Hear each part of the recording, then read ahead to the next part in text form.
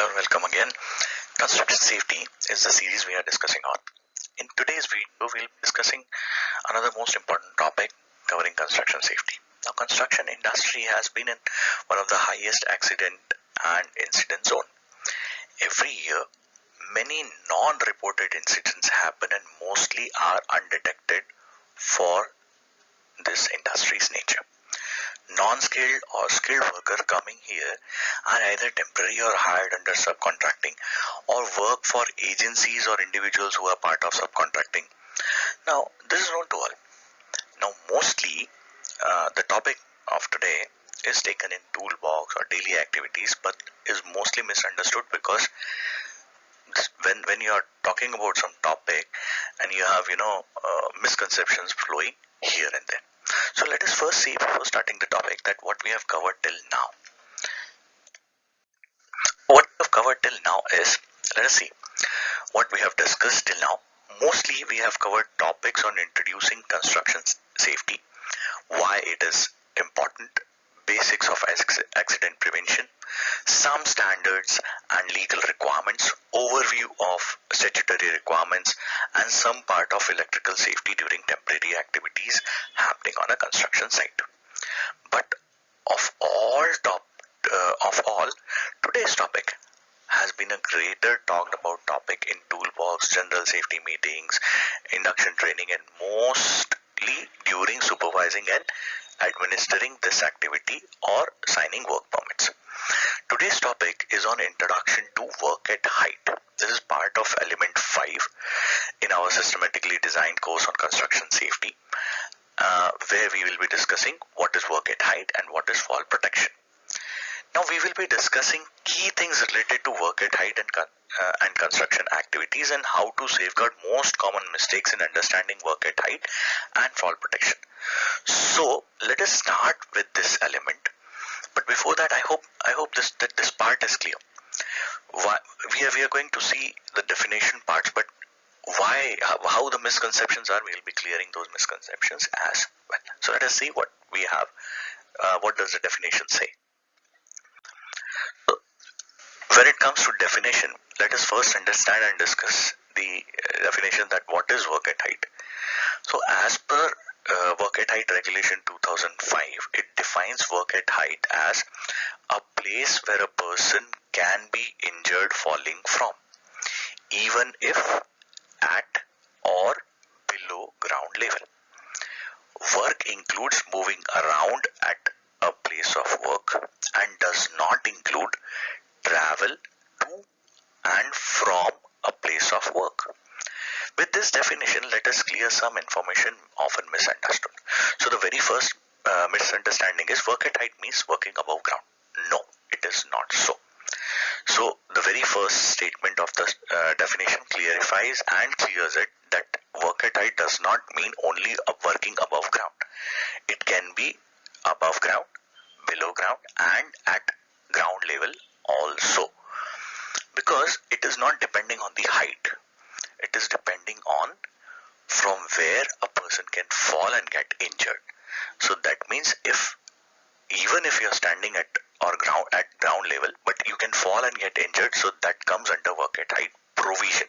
Now it is work at height provision, not fall protection. That doesn't mean that every work at height activity you should wear harness or fall protection devices. No, this is a misconception. So the very first concept that you need to clarify or clear in your mind is work at height does not mean working only at height level. It is at and below ground level also. The second point that we need to clarify is work area, how to define it. Is it only place where you work or path as well? So when it comes to defining the work area, so work area means if you're working in a machine and behind you there is some another machine. Now you can fall back and you can get injured. So what you will do in that case? So what does work at height provision say? That you should safeguard, right? Safeguard yourself. Or if a person is going to fall back and if he can get injured falling back, that means there should be a guard or there should be some protecting thing so that if he is working on the machine and if he can fall back and get injured, so that you should be protected with. So your surrounding area is all, wherever you are going to work is also part of work at height activity. So work at height activity can clarify or can add up to a lot of things. That is, whether the machine should be closed, whether it is a disturbing machine or not, whether it is live or not, whether it has a moving part or not, whether it is, what kind of situation is there. Because you don't have eyes on your back, right? So there you have to see. Then when it comes to electrical systems, this is most important, because some people are working on electrical system, they can fall back, but they don't know what is behind them. So their fall protection provisions are supposed to happen. Not wearing harness, but it is all about how you can protect yourself when you fall. So first and foremost thing is, fall should not happen. But if it happens, then how you have safeguarded yourself. So what we do, we put metal guards, and when we put metal guards, what will happen? If a person falls over it, he'll definitely break his head. So what to do? So whether it should be insulated, whether it should be, rubber padded or what. So those type of provisions should happen. Now when we talk of all these provisions, these are again helpful. Why? If you have a proper insulated cover, what will happen? It will reduce the noise level also of the machine. So that also adds up to our pluses, right? Now the third point that is most confusing is, we can fall from every level. So that doesn't mean that everything is work at height. Correct? So that means everything is work at height, right? So mostly what is the conception? We can fall from anywhere. So everything comes under work at height. So what will you do? So defining work at height is very important. So work at height means, if you can fall and injure yourself, we must make provisions that injury should not happen. But most importantly, person should not fall. In case, or even if you fall, you can safeguard. You can be safeguarded from injury. So this means, when we make provisions that if person while working can fall, but injury can be prevented, those provisions come under work at height safety. Now this does not mean preventing fall, it means preventing possible consequence. This is the most important part of understanding work at height. This does not mean preventing fall, it means preventing possible consequence. So when you talk of work at height, you should always talk about what will be the consequential effects, or what will be the consequence of, when it comes to what activity is going on. So there you must protect yourself physically, mentally, and how you can prevent yourself from falling. That should be the core focus. Now let us see the second definition, and that is, what is fall protection. So now let's see another important definition, and that is fall protection. So what is fall protection? Let us first see the definition. A method to prevent a person from falling, or to reduce the distance of fall, to limit physical damage.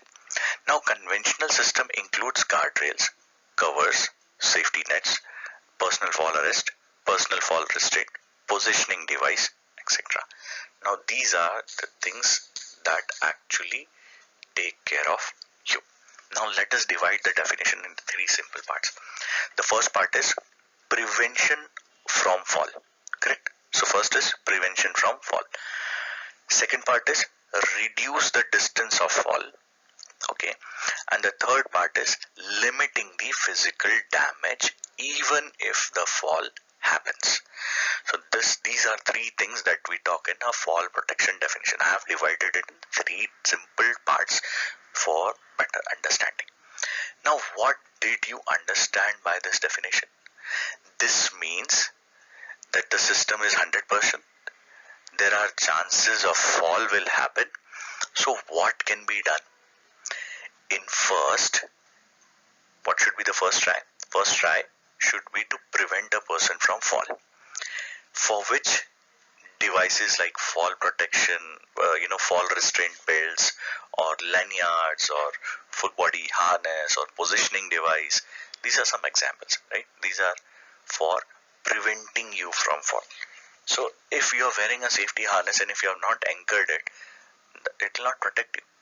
So you must know that a full body harness so worn, and if you have not anchored your lanyard, which actually acts as a restraint belt also, so when it acts as a restraint belt, that means the distance from where a fall can occur, your anchor point should always be opposite to it, and it should restrain you from going away, or far, from the distance that you're going to travel and can fall. So it should restrain you from going beyond that limit. So anchoring yourself in the right position is very important. Correct? This is the first part. The second part is if a fall occurs, the distance of fall should be limited.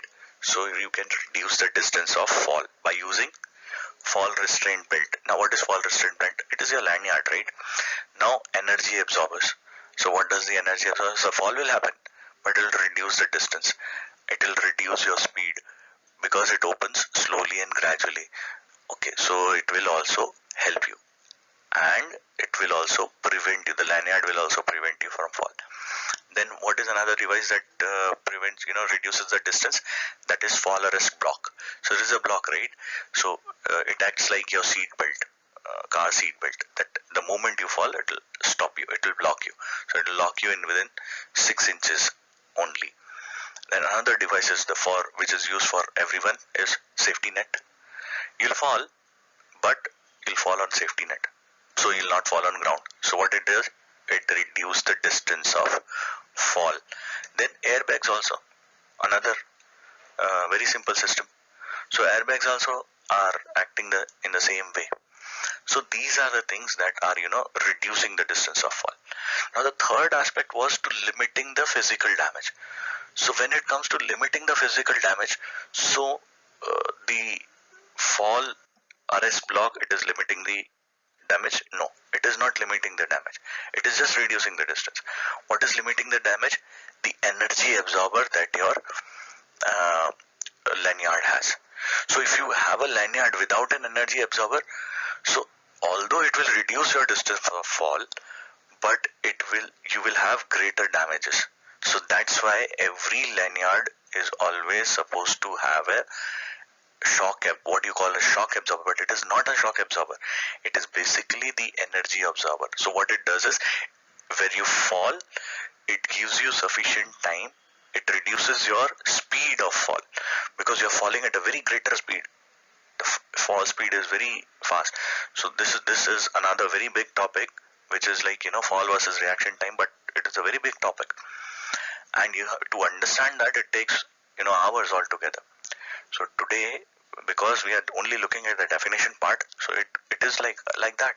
So the energy observer will actually reduce the impact of that, the harm that is going to happen. So the moment it reduces the speed of fall, it absorbs a lot of energy.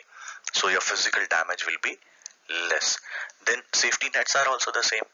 So safety net also will do what? Now when you will fall, and if you roll over, you will definitely have some bruises because you're falling on a safety net or something like that.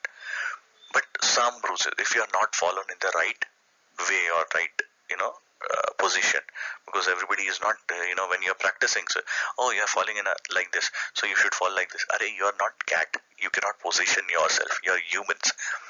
So, and by the time you will realize that you have fallen, you will be already on ground or on safety net. So there, the physical damage that could have occurred will save you. So safety net or airbags are part of this. So mostly fall protection talks about how we can safeguard personal fall injury. So this is the main focus of how the injury can be prevented. So I hope that you have liked the content that we have provided till now. These are just simple definitions. So I hope you have liked the video. Please do liking, sharing, and subscribe to our channel for our personal notification. And thank you very much, friends. We'll keep posting more such videos and try and contribute as much as we can. Thank you very much, friends.